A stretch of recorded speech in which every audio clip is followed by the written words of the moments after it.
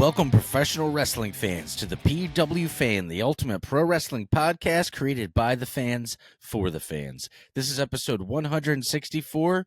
I am one of your hosts, collector, barber, musician, and most importantly, a professional wrestling podcaster, Talk Wrestling, Tim Gilbert. And I'm your host, the architect of pro wrestling podcast, Booker Andy. I'm also host, the No Cylinder Indie fan and football lover, Jeremy.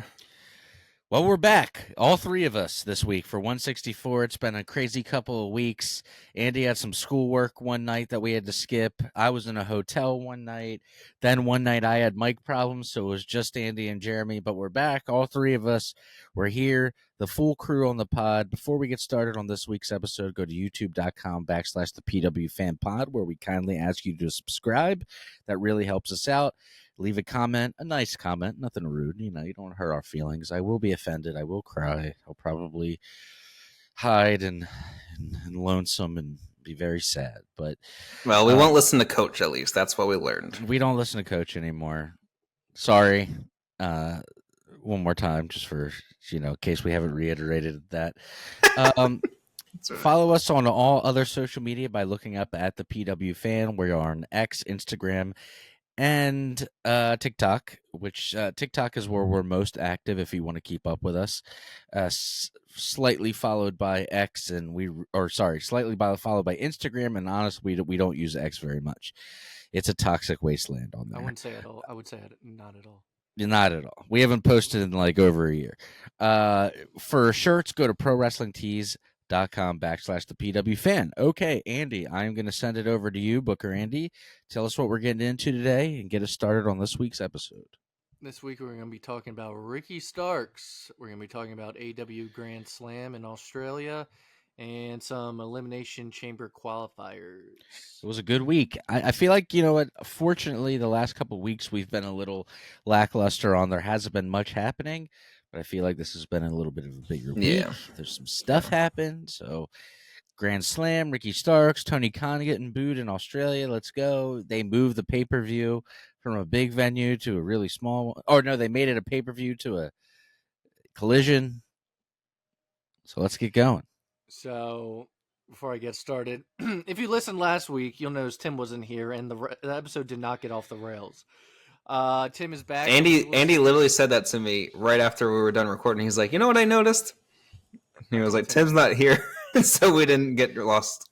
You guys are just jealous. I'm here for your daily dose of entertainment, bringing the non-serious side of wrestling to wrestling. That being said, as I try to, I feel like I just feed into it then. Yes, you do. You love it. 100%. Some WWE releases, though, have happened in the past week or so, starting with the Good Brothers.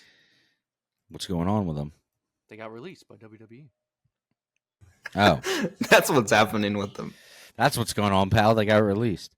You know what? They got released before, I read, when Charlotte, around the time Charlotte had won the Rumble the first time, and now they get released again. When she won it again. Isn't that when they got released and then AJ? Their last thing was the cinematic match with Undertaker and AJ. That was the last time you saw them, and then they were released. That's true, yeah, because I was like, I don't even know if they were still there after I heard that. Kevin Owens. Oh, I mean, there's more releases. Sonya Deville got released. Isla Dawn, one half of her tag team with, I always say Kaylee Ray, but she goes by Alba Fire now. Blair Davenport was released. Giovanni Vinci, who used to be part of Imperium. Cedric Alexander was released after all this time. I'm surprised he stayed around as long on the roster. And as soon as they were back, they weren't even back a year. Authors of Pain are released again. So, what? What were they even? They didn't even do anything. They did like a few appearances, and that was it. Yeah, they just paired up with Karrion Kross. That's who it was. Karrion Kross. That's who kills everything. Yeah, apparently. I was gonna go over the qualifier matches, but maybe I can find it quickly. If not, I'll just go over them at the end of the for Elimination Chamber. Yeah, because I wanted to talk about who's qualified so far. without spoiling. You know what? I'm going to go at it. At Well, the it's end, 'cause Punk and Cena. this week or last week, Cena. Well, Cena said he was going to go to the Chamber after Royal Rumble. Punk won last week against Sami Zayn. That brings me to the next part on my list. Afterwards, Kevin Owens attacked Sami Zayn and did a pile driver to end the show. But I'll go over the full list of who's qualified at the end of the show. That way, for the new qualifiers this week, I don't accidentally say them. In other news, NXT, the day that it was kind of said that he was released from the AEW roster, Ricky Starks popped up in NXT. Yeah. Now, Did tell he me did what he I have read and music why. or no? He just started Okay. talking on the mic and came That's out what I with thought. songs. So what I had read, I don't know how much truth is in it, is that the reason why he debuted in NXT right now is because NXT at the moment is more flexible, while the main roster plans are already locked from now till Mania. So I'm assuming he's going to do some stuff until after Mania, and then he'll be on the main roster. That makes sense though. Yeah, because he's not gonna be on WrestleMania. Yeah, it was either basically wait till after Mania or get him right now. So they put him on TV now. Get you used to the WWE system, I guess, a little bit, and then he'll most likely be on the main roster. But great reaction. How'd you guys feel about Ricky Starks? I feel like he fits right in. Yeah, he did. WWE. It looks right. It feels right. I thought he actually looks right for NXT and kind of feels like where he's supposed to be. Yeah, he fits more than the main roster, at least right now. Like I was actually hoping that he would go to NXT anyways. I think Penta fits on the main roster because they don't really have anybody like him besides Ray, and it kind of like is something people forget about Dragon Lee. He's yeah, but it's something new where Ricky Starks, I don't know, he might get lost in the shuffle a little bit, but I think he's a big enough name where he can come into NXT and people like know who he is and he can be a top guy there like pretty immediately. Kind of like how it reminds me of like when Kevin Owens, Finn Balor, and Sami Zayn ended up in NXT. They pretty much became the top guy like around the time that they like arrived there. You know, Samoa Joe, Shinsuke, right? Like would they come from somewhere else big and then they pretty quickly become like the dude. The dude, as they say. T-shirt, the dude. Yeah, so Ricky debuted. Everyone knew who he was right away. They have not used his name on TV yet. Ricky Starks? Or maybe they did. I think I watched... The announcers, I'm pretty sure, said it. No, they didn't say it there, but I watched Vengeance Day, and there was a graphic for a contract signing. And I can't remember if it said Ricky Starks NXT contract signing this coming Tuesday, or if it just said picture and said NXT contract signing. I think they are using Ricky Starks because I think he owns that name. He trademarked it, apparently in the past. So I don't know why they would, but no one said his name except for the audience chanting it. Speaking of Vengeance Day, we had a new Women's North American champion, Stephanie LeClaire, defeated Fallon Henley in a match. Good pay-per-view. Overall, I enjoy them. They were in DC for this pay-per-view at not their main arena, but whatever is the smaller arena there in DC. But let's get right into Dynamite. Max Caster would open up the show. Bear with me as I try to remember everything. Hangman Adam Page would come out. Seems to be having an issue with Max Caster. Just a little bit. Not as much as someone else. I believe this is because Max Caster interrupted him the week before. We had a Trios Championship match. Undisputed Kingdom versus the Death Riders. In case you forgot that, the Death Riders were the Trios champions up until now. They don't even ever walk around with it. But I know. I was going to say they don't ever show any titles in that group. Not at all. And the other one's in a briefcase. Death Riders would end up winning, and they would attack afterwards until 2.0, which is Angelo Parker and Matt Menard, along with Daniel Garcia, would come to help. We had Cope and AJ attack Mox. Cope and AJ. God. Cope and Jay White. Cope and AJ. Moxley backstage and lock Marine Shafir in a closet. They would steal his briefcase with his title in it. This would come back later. MJF backstage. MXPAP. MXPX. MXPX. MJF backstage. Hangman would interrupt. This feud is now going on. I think did the feud happen years ago? I have no idea. I don't think it did. Really? They never did Hangman and MJF before? Yeah, I don't think Interesting. that happened because I don't- MJF was never in that. It doesn't stand out. Well, it's happening now. We'll get more from that. Samoa Joe, Hook, and Shibata would cut a promo after Samoa Joe's return squash match. They would challenge the Patriarchy to a future match. Cope and Jay White had a backstage promo while they're holding the briefcase. They'll come out later in the show to close it. MJF would have a match against Dustin Rhodes in which he would win. He would attack him afterwards. Hangman and MJF would be seen face to face. A brawl would ensue that would go all the way into the audience. Get broken up. MJF would walk his way back, see an audience member, ask for his beer, and then throw the beer in the guy's face.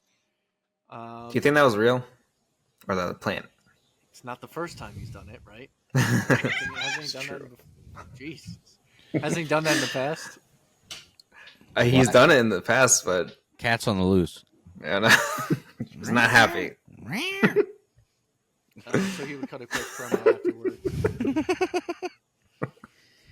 I'll see you in another life when we are both cats. Cats. Dude, like one If person you know- might that reference. If you know, you know. One person. There's going to be one person that has seen that movie. And if you've seen it, you might not even... if you've only seen it once, you might not even remember the reference. Like me And if Tim you have have like seen 100 it- times. It's changed your life if you've seen it. It's Vanilla Sky. You either love it or you think it's terrible. Vanilla Sky, shout out. Tom Cruise. Great film. All right. That's great. Megan Bain would attack Chris Statlander after her win over Penelope Ford. Then we would have a tag team championship match. Hurt Syndicate would retain against the returning Guns. And then to close out the show, we had Cope and Jay White. They came out with the briefcase they stole from Mox. Adam Copeland would open up a case from under the ring, and if you remember his thing called Spike, which was like a big piece of wood with nails nailed into it, he would take the spike and start hitting the briefcase until Moxley would accept his challenge for the title at Revolution, which he did.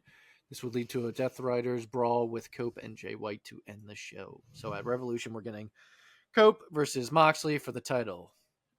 I think Cope's going to win. You think he's gonna win? Based on the results of Grand Slam. On this day. I mean, yeah. And, I mean, if That that's part- one thing. Whoever he sees loses clearly. before the title match usually wins, right? That's usually, but this is also AEW. It's Tony Khan, yeah. It's Tony Khan, yeah. Which means I do think Cope is still gonna win. Well, speaking of AEW still, Grand Slam happened. It was just called AEW Grand Slam, though. It was technically a collision in Australia. Couple things here that we got to touch on. Allegedly, apparently. Now, I saw the Twitter post, if that's what you're... He did say it's a pay-per-view.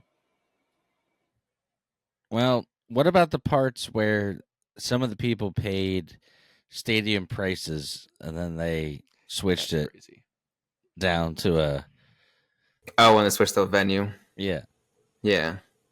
I don't know. So they said it was a pay-per-view, and then Just it was just a collision. There was like no promos anyway on it too. It was just matches. well, no one knew it was what time both day was even coming on. 10:30 our time. 10:30 p.m. Andy knew. He texted us like the day before. I think you were like, "Hey, this is this time. This is this time. What's happening?" So 10:30.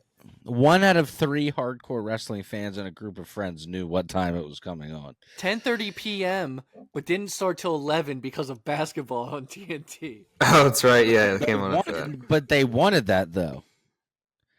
But They it wanted was a way they for wanted giving the people lead in audience. from that because the ratings. then so they purposely told people 10:30. I feel like they actually do that with shows a lot of times. Like there's like shows that premiere after Super Bowl and those things.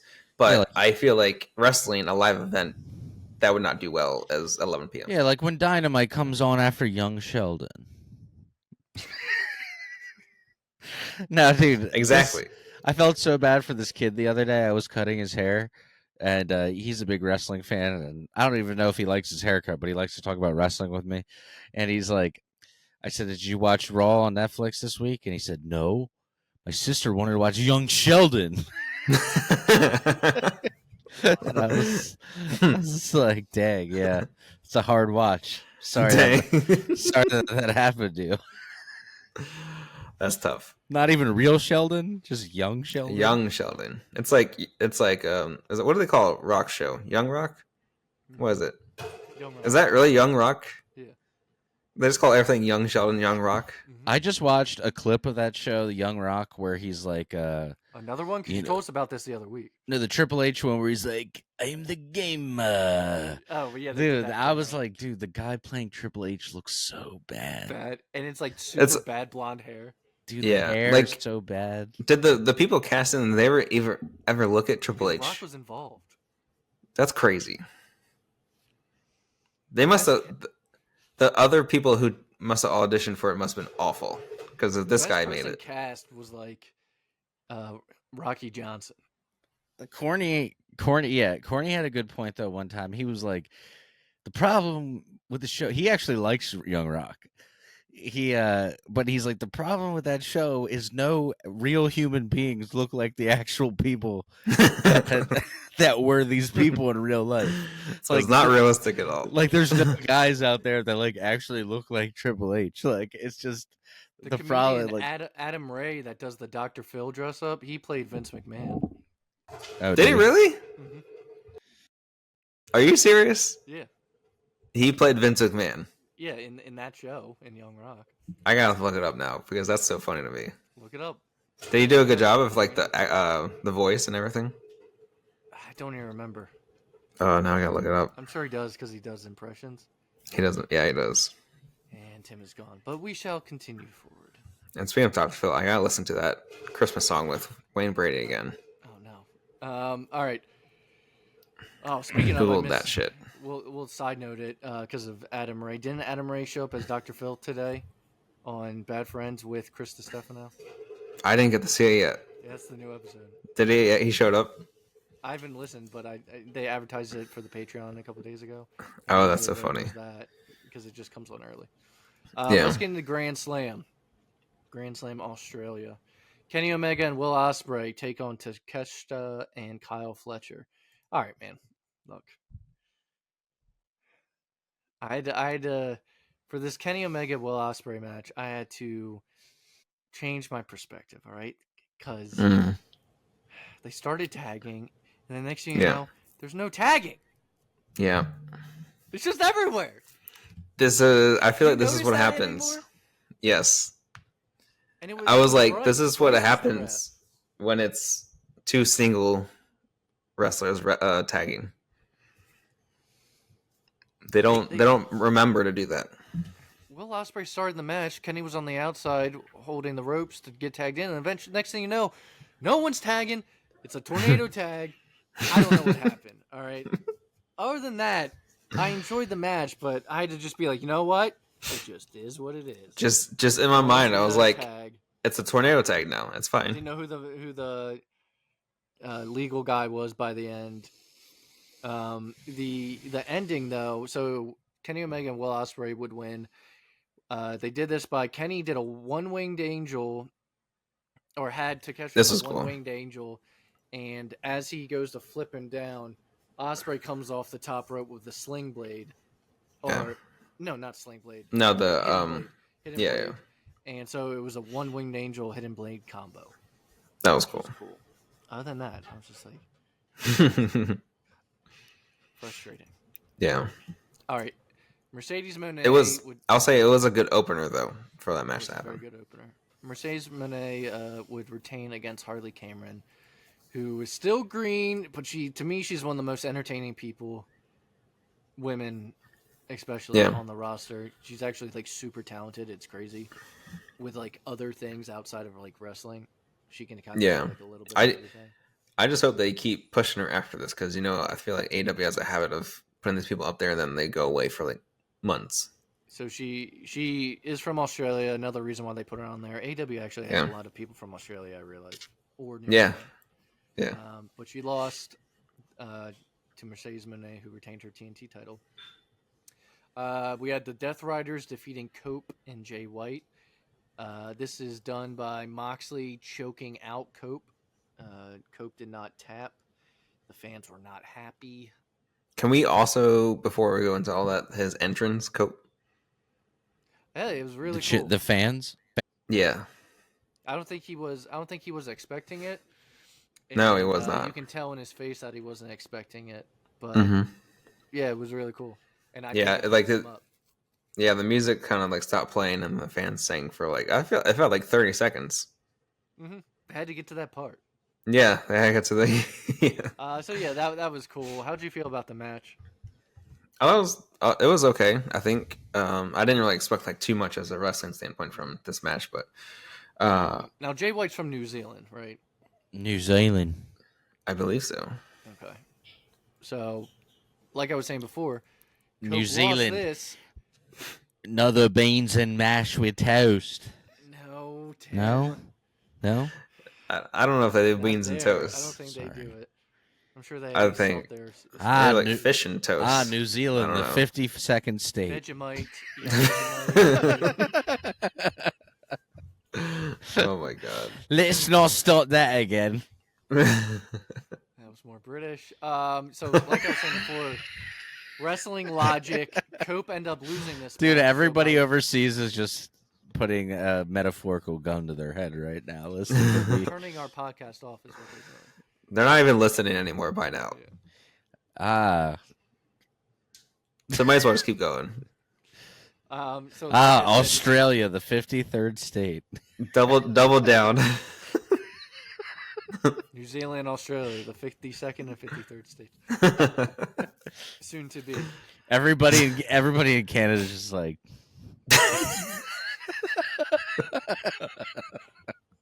We love all of you. Look, it's so shitty. We gotta make light of it. I'm sorry. What else can you do? All right, just keep. It's honestly just more shitty for us because, all right, we're not getting into politics. Sucks. Now, like I said, by wrestling logic, Cope lost, which means he's gonna win the title. Revolution, but please just take it off of Mox. Russia. That storyline has gone nowhere. The 54th state. Oh, can we talk about the worst gimmicks this year? What was number one? Yeah. Rated was the Learning Tree. The Learning Tree, which makes total sense. With Chris Van Vliet was like, thanks, some guys. say it's the greatest thing I've ever done. Yeah. Some might say it's no one it's that like anybody knows, but some might. Some, and then it Tony was Storm funny was on the bad list, but also the good list. Yeah. I don't know if there was like the difference of timeless Tony Storm and Tony Storm. I don't know. I don't know. Was she timeless for the entire 2024? I thought so. I don't know. All right. Anyway, Okada would retain against Buddy Matthews. Buddy Matthews would use Rhea's, Cloverleaf? Yeah. Did you also see that he said on Twitter? I'm sure it was more sarcasm, but like. He was like, I lost because the ring, it was, I guess, a smaller ring, too. It was a smaller, because it was a travel ring. Yeah. Like, that's why I lost. Yeah. Was Rhea there? I saw images that she was there. Yeah. And then main event was Toni Storm against Mariah May for Mariah May's Women's Championship. Toni Storm would once again become champion. Timeless Toni Storm. A roll-up. With a roll-up. Yeah. Paul Smackage. Yeah. Roll you tight. So new women's champion Toni Storm, which is fine with me. Mariah May's reign has been. Dude, I haven't thought about Paul Smackage in a long time. Dude, Paul Smackage. and then Flip Sunset and Paul Smackage. Yeah. You know what? When Edge and Christian retire again, that is one thing I'm looking forward to is the return of the ENC podcast. I'd love that. Yeah, that was great. So that's AEW this week. Let's get into Raw. Jey Uso will kick off the show. as he's doing his second entrance that he seems to be doing now, when they run back his song for a second time, he was standing on the announce table, and Gunther would attack. Gunther would take off his jacket and aim for Pat McAfee. Pat McAfee would duck and would hit a child in the face in the front row. He beamed it at him, dude. He did. I don't think he was thinking about that. This wasn't great. That was really funny in the moment, but yeah, it was like a child getting smacked in the face. Gunther was not phased. He proceeded to continue attacking Jay. As Gunther's walking up the ramp, he says, "No one wants to see Bobby wrestler." We'll get into that. Jay declared his Mania match with Gunther on the mic. Gunther would return to the ring, and Jay would dive over the top rope onto Gunther. We had a tag match, Damage Control, Io Sky, and Dakota Kai defeating Liv Morgan and Raquel Rodriguez. Bayley would qualify for the Elimination Chamber by defeating Lyra Valkyria. Now, I saw some controversy with this. Is this smart booking? You just defeat your Women's Intercontinental Champion? Or do you say, well, it is Bayley, so she's kind of higher up there? I think you would say, well, it's Bayley, because that's how they called her, she was in the NBA Celebrity All-Star Game. They said WWE legend, Bayley. I was like, legend. Honestly, dude, she's been around a long ass time. Think about like the tenure of certain wrestlers. Like decade, she's been there. Well, that's the thing. But when Andy and I were watching from like 2002 to 2007 heavily, some guys would only be around like 3 years. But when you're a kid, 3 years feels like an eternity. As an adult, 10 years flies by, and you're like, dude, Bayley's been around a long time. Yeah. No, I did. When they said that, I was like, that actually makes sense, because she's part of like that women's revolution. I feel like the wrestlers of this generation have just been around so long. Like Finn, it's almost been 10 years. Remember when he was Universal Champion? He won the Universal title. God, so much promise, and then he blew out his shoulder. Then they never gave him it again. Pamela defeated Lyra Valkyria and would qualify. All right, party pooper. All right, the 55th state. All right. AJ Styles would return. Cut a promo on his return. Address the fans. Talk about his potentially career-ending injury he suffered about 4 months ago. He said, "I've got a long to-do list. It has nothing to do with the gay community." No, he said, "I've got a long to-do list," and he ain't going. I feel like he would say that, actually. He probably would say that. Trump's America now, boy. Dominic Mysterio and Carlito would come out, and they go toe-to-toe with AJ on the mic. AJ would remind him that he's still just Rey Mysterio's punk kid. He would clear the ring, and this would set up a match for tonight as we're recording, which it's already happened. Tonight.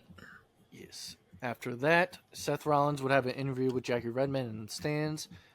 Finn Balor would end up showing up. And so they have an Elimination Chamber qualifier match tonight as we're recording as well. The War Raiders would retain tag team championships against American Made via disqualifications. AJ Styles was seen face-to-face with Braun Breaker backstage. We'll talk more about that next week based off what happened tonight. Rhea Ripley would tell Io Sky she'll defend her title against her on the Raw after Elimination Chamber because Rhea costed Io Sky her Chamber qualifier match. CM Punk would cut a promo. Y'all get to see this. He reiterated his vow to stab Cody Rhodes in the front, then aimed at John Cena, vowing to beat him. You name a couple other guys. Logan Paul would end up coming out. He did the thing where he was like, whose music is that? Or it's like, I didn't even know that was his music. Yeah. Punk would say, the way they're booing you, you think you're Dominic Mysterio or something. Yeah. Logan Paul wasn't too happy that Punk left his name out. I think Punk was basically like, if you had let me finish. But yeah, Logan Paul would bring up that he eliminated him at Royal Rumble. This would lead straight into Logan Paul's qualifier match for the Elimination Chamber against Rey Mysterio, in which Logan Paul would end up winning. I really like his new finisher. It doesn't fit into the Hangman moveset that he uses. But... I was going to say, is it another Hangman moveset? No, you haven't seen it? No. Oh, I thought I sent it to y'all in the group chat, and I was like, I really like his finisher. But I have to look at it then. So, yeah, check it out when you can. That would end the show with New Day attacking Rey as the show goes off the air. You barely got to see anything from that. It was like literally one punch, and then I guess it continued, and Netflix went off the air. Smackdown. Which I still don't understand on Netflix because they don't have a stop time. So why do they always need to like? It still feels like 2 hours and like 36 minutes now. Triple H is like, end it. It's good here. All right. By the way, speaking of Triple H, did you guys see the clip of him sipping water at the? Yes, at Lyndon McMahon's hearing, and he looks like he's about to spit the water. Like, yeah, because he looks up there. He even makes the face. He does. It's so good. I like the meme somebody made of like him having a flashback of him with the long wet hair spitting the water. And he was... That was so funny. And you see when I think I was talking to you, Tim, about it when they introduced and Linda introduced Triple H and Stephanie, and they're both like, "Yep, hi," and then they're like, and she's like, "Here's Shane," and Shane stands up. She's like, "Hello, guys." Like, dude, he wants all the attention. Yeah, like it was so weird. Like you could tell Triple H and Stephanie were almost like, "Please don't bring me up." And then when they were like, "And my son Shane," he stood up. Yeah, he stood up and like waved at everyone. That was funny though. Want to talk about SmackDown? All right. Well, you have the chance because Tim's not here anymore. Tim's gone. Cody Rhodes would open up the show. He would go through some of his options for WrestleMania now that Jey Uso has picked Gunther. Drew McIntyre would soon interrupt along with Jacob Fatu, who would come out saying that he plans to bring the title back to the family where it belongs. Jacob Fatu has a qualifying match later on. We also got to see Solo Sikoa arriving, and Jacob stops Cody from going after Solo, basically saying that if anyone's going to go talk to Solo, it's him. So I guess there's some tension there because Solo has not been answering Jacob Fatu. I don't think Jacob Fatu loves Solo anymore. They're beefing. So we'll see what comes up with that later on. During the segment, Cody did mention that CM Punk was his friend, which was interesting considering what's been going down. McIntyre was upset that Cody Rhodes didn't talk about him enough, which is a little petty. And Jacob Fatu I thought was good on the mic. He's getting more and more mic time, which is nice. Yeah. Trish Stratus was seen in the audience. This will come back later too. Chelsea Green versus Naomi, Elimination Chamber qualifier. Winner was Naomi. Again, beating your champion's a little weird, but all right. There was a video shown of Sami Zayn. This is taking place after his match, or after the attack on Kevin Owens. And I believe he challenged, or he said that, basically they'll both be eliminated at the Chamber. It's in Toronto, right? Yeah, Toronto, yeah. Toronto. It was shown. Canada, the 51st state. There it is. Sorry. Michelle McCool. It was announced that she is going to be added to the Hall of Fame. Do you think Taker inducts her? Who? Undertaker, her husband. I know it's her husband. I just didn't hear what you said. Do you think he inducts her? Or do you think someone, some diva from that generation? I think some other women's wrestler, because I feel like it has to do with her career. Okay. You can't say that. I'm gonna bleep that out. It would make it sound funnier because then you don't even know what he really said. Exactly. The 51st. All right. I don't like where Andy's going like this. We're dropping Canadian, Australian, and New Zealand listeners by the second. The rest of the world. Fatu and Tama Tonga were shown finding Solo Sikoa backstage, who said he needed time off because he let his family down against Roman Reigns. He said, "I love you, Jacob," but that didn't make Jacob seem to care. Fatu and Tonga would end up walking away from Solo without speaking. Shinsuke Nakamura came out for a promo, who was interrupted by LA Knight, which was followed by The Miz. Nakamura, as usual, just sat back while Miz and LA Knight went toe-to-toe on the mic with one another. He doesn't really speak English, so. Yeah. Yeah, I mean... Oh, God, no. Oh, no. Whoa. No, Andy, that's not okay to say. Right. Keep her going. Some things I just need to stay in my that might need a bleep. Yeah, I think so. So yeah, during this back and forth of The Miz and LA Knight, The Miz did a weird like fake crying thing. He also talked about how he was wrong and thought that LA Knight was just a flash in the pan, wouldn't really be around anymore, or this year, I guess. I'm losing where I'm at. This would lead into LA Knight versus The Miz right away.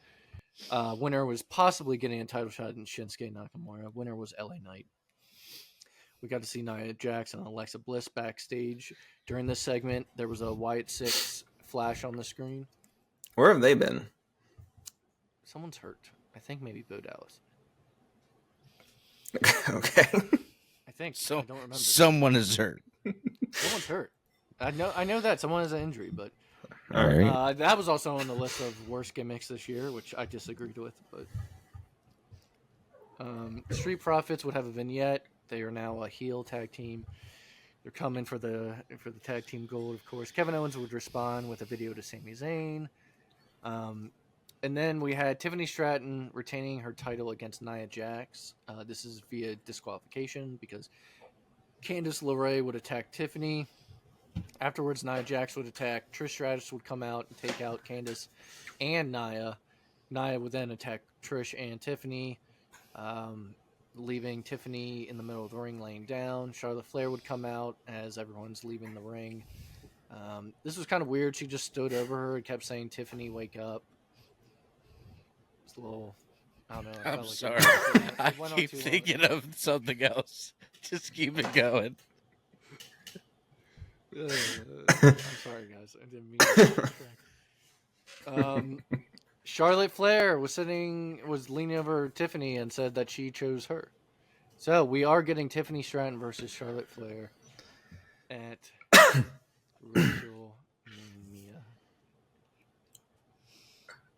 Yes. So Yep. both Rumble winners have picked their people. Jey Uso picked Gunther, and Charlotte Flair has picked Tiffany Stratton, which means Cody needs an opponent, and Rhea Ripley needs an opponent. John Cena. You think John Cena versus Cody Rhodes, and then John Cena versus Rhea Ripley. John. Winner takes all. Winner John takes Cena. all. Some people For in the WWE Divas title. Didn't you guys read this? Some people want CM Punk, John Cena, and Cody Rhodes in a triple threat. That'd be cool. And then Roman versus Seth. Yeah, that'd be cool. Versus Drew. How would they even make that work? Punk, I don't know. I think we're gonna get Punk, Roman, and Seth in a triple threat. That sounds more like it could happen. Be good. Nick Aldis shows video footage of Naomi and Bianca, to Naomi and Bianca, which makes it seem like Liv and Raquel were the ones that took out Jade Cargill, though I still say Naomi. Backstage, Trish Stratus asks Tiffany if she wants to team up against Nia and Candice LeRae at Elimination Chamber, since it is going to be in Toronto. Main event was Damian Priest qualifying for the Elimination Chamber. Who did he face? He faced Braun Strowman and Jacob Fatu. Strowman would focus on Fatu during the match after their Saturday night's main event match and what went down there. Solo would come out, spike Strowman. Cody Rhodes would come out, go after Solo. Solo would end up accidentally spiking Tama, which pissed off Jacob Fatu. Priest would take out Jacob. Cody Rhodes hits across Rhodes to Solo, and Priest pins Strowman. So, Elimination Chamber, including what we missed the week before, we have qualify for the men's, Damian Priest, Logan Paul, for the second year in a row. No, is it second year in a row? For what? Logan Paul qualifying. Yeah. Damian Priest, Logan Paul, Drew McIntyre, John Cena, CM Punk, and the winner of Seth and Finn Balor tonight. So it's Seth then. All right. Does Roman come in and cost Seth the match after stomping him with 2 feet at the Rumble? I mean, it's definitely gonna be something there. Yeah. And then the women's chamber. Who are we looking at now? Oh my god, you can't do anything. The Elimination Chamber is Alexa Bliss, Bayley, Naomi, Liv Morgan, Bianca Elimination Belair. Chamber.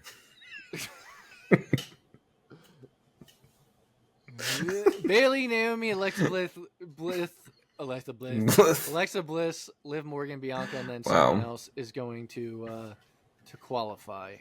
So, that show LFG has started. I won't even get into BJ Ray.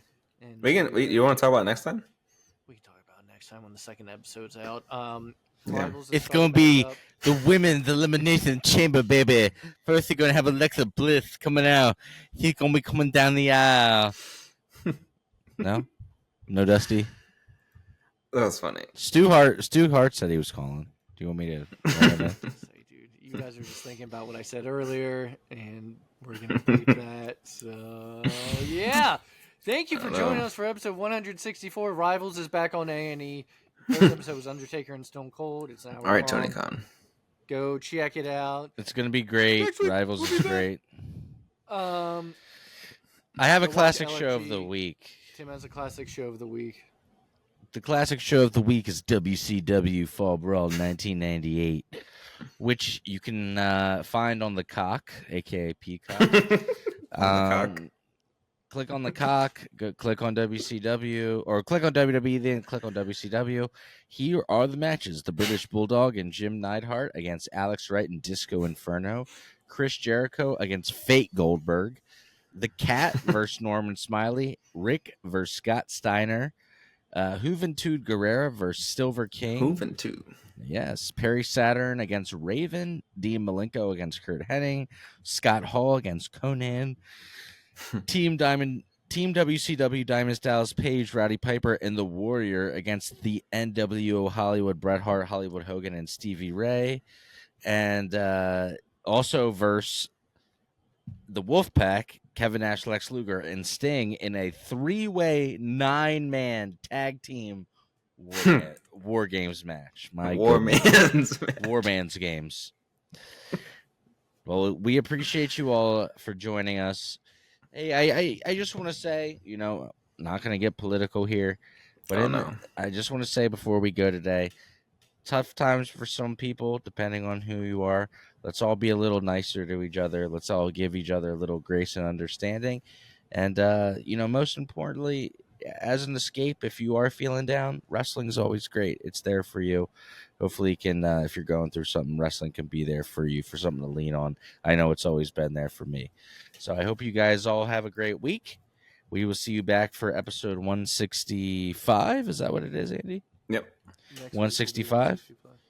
All right. Well, we hope that you laughed along and you had fun with today's episode. Everybody think positive and have a great week. Go enjoy some wrestling. That's RASS.